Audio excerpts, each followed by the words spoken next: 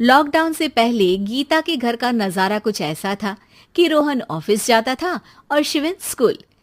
जिनके घर से जाने के बाद गीता काम खत्म करके बाकी समय आराम करती थी। लेकिन लॉकडाउन के बाद ऑफिस और स्कूल घर में ही खुल गए और इससे गीता का हाल वो तो आपको देखने में ही मजा आएगा। शिवेन, ओ शिवेन, महाराज उठने के लिए क्या 21 तोपों की सलामी लेंगे? अरे बिस्तर से बाहर निकल, ऑनलाइन क्लास स्टार्ट होने वाली है। अरे तुम भी हद करती हो, स्पीकर की तरह चिल्लाने की क्या जरूरत है? दिख नहीं रहा मेरी कॉन्फ्रेंस चल रही है। अब कैमरा और स्पीकर ऑन कर रहा हूं, मुझे कोई शोर नहीं चाहिए। इस पर जैसे ही रोहन लैपटॉप का कैमरा और स्पीकर ऑन करता है तभी कुकर की सीटी बजती है। करा लो अब इसे चुप। लॉकडाउन नहीं हुआ, मेरी मौत का फरमान जारी हो गया। दोनों बाप बेटे ने नाक में दम किया हुआ है।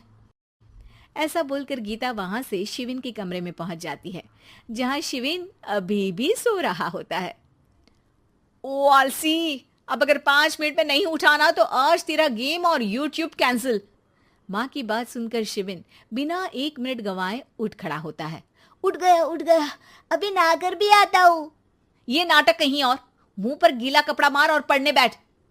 शिविन की ऑनलाइन क्लास स्टार्ट हो जाती है, जिस पर गीता उसे वहां बिठाकर रसोई में चली जाती है। थोड़ी देर में उसे कमरे से कुछ आवाज सुनाई देती है, जिसे सुनकर वो कमरे में वापस आती है। हाय राम, तुझे क्लास अटेंड करने के लिए बोला था, कैमरा ऑफ करके बिस्तर पर नाचने के लिए नहीं बोला था। मम्मी मुझे कुछ समझ नहीं आ रहा, आप बाद में पढ़ा देना ना, वैसे भी अटेंडेंस तो लगी गई है। हाँ हाँ बेटा, जरूर बन जा। तू अभी से हम सबका बाप बन जा। अरे नहीं मतलब कहाँ से लाते हो इतना दिमाग, और पढ़ाई करते हुए ये चला कहाँ जाता है? नाइस क्वेश्चन, दिमाग से पूछकर बता दूंगा। शिविन की बातों से परेशान होकर गीता उसे मारने के लिए जैसे ही आगे बढ़ती है तभी वो कमरे से बाहर भाग जाता है। अब शिविन आगे आगे और गीता हाथ में चप्पल पकड़े उसके पीछे पीछे पूरे घर में दोनों घूम रहे होते हैं। इसी बीच वो रोहन के पास पहुंच जाता है और शिविन को मारने वाली चप्पल रोहन के लैपटॉप पर जाकर गिरती है। ओए माँ! मम्मी, अब पापा को चप्पल मार रही हो? वो आज तक के रिपोर्टर, चुपचाप जाकर क्लास अटेंड कर ले, नहीं तो अगली तेरे पीछे लगेगी। इस पर शिविन वहां से चला जाता है, जिसके बाद रोहन गीता से कहता है, इस सर्कस के लिए कुछ बोलना चाहोगी? अरे क्या करूं, जब से तुम दोनों घर में रहने लगे हो, घर अपने आप ही सर्कस बन गया है और मैं तुम्हारी नौकर। कभी बेटी को संभालो तो कभी बाप के नखरे उठाओ। इन्हीं सब उथल पुथल में दिन बीतते रहते हैं, जिसमें हर रोज घर के अंदर कुछ नया सियप्पा खड़ा मिलता है, जो ज्यादातर शिविन और रोहन की ऑनलाइन स्कूल और ऑफिस से रिलेटेड ही होता है। एक सुबह, शिविन चल उठ, आज की क्लास जल्दी है। कैमरा ऑफ करके आप अटेंड कर लो। अरे ऐसे छित्तर पड़ेंगे, दादी नानी सब एक साथ याद आ जाएंगी। गीता की लाख मशक्कतों के बाद क्लास तो खत्म हो जाती है, लेकिन उसके बाद शिविन फोन इस्तेमाल करते हुए इंस्टाग्राम रील बनाने लगता है। रसोड़े में कौन था? तुम थी, मैं थी, कौन था? कौन था? हाँ, मैं गरीब हूँ। अरे ओ गरीब के बेटे, आजा, मैं बनाती हूँ तुझे गरीब। मैं बताती हूँ रसोड़े में कौन था। पढ़ाई करने बोलो तो इनकी माँ मर जाती है, और ये पागलपंतियां जितनी मर्जी करा लो। गीता शिविन को डांट रही होती है, तभी रोहन बीच में बोल पड़ता है। अरे बच्चा ही तो है, इतना गुस्सा क्यों कर रही हो? बेटे का साथ देने की इसी एक कोशिश में अब शिविन के साथ साथ रोहन भी गीता के गुस्से की सूली पर चढ़ जाता है।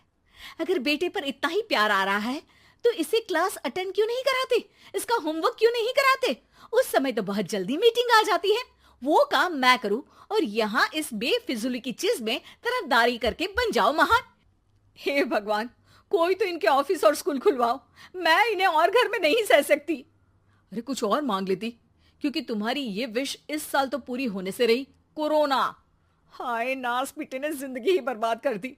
खाए कोई पचाए कोई, कल मुझे चुन चुन कर सबको मेरी बद्दुआ लगेगी। उन्होंने दुनिया का और इन बाप बेटे दोनों ने मेरा जीना मुश्किल कर दिया।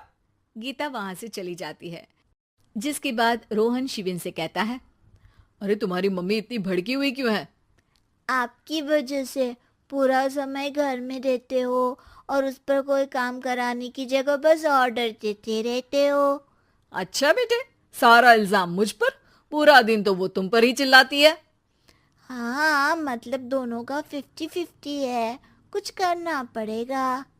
वो कहते ना, make the best out of worst. I have an idea. वैसे तुम्हारी माँ सही कहती है, बहुत जुबान चलाने लगे हो, कम बोला करो। अगली सुबह रोहन और शिविन अपनी गलती को सुधारने के लिए गीता के उठने से पहले घर का आधा काम खत्म कर देते हैं, जिसे देखकर गीता खुश हो जाती है और फिर बाकी बचा काम वो तीनों मिलकर पूरा कर लेते हैं। जिसके बाद अब वो सब मिल बांट कर हर काम में एक दूसरे की मदद करते हुए लॉकडाउन का मजा लेने लगते हैं।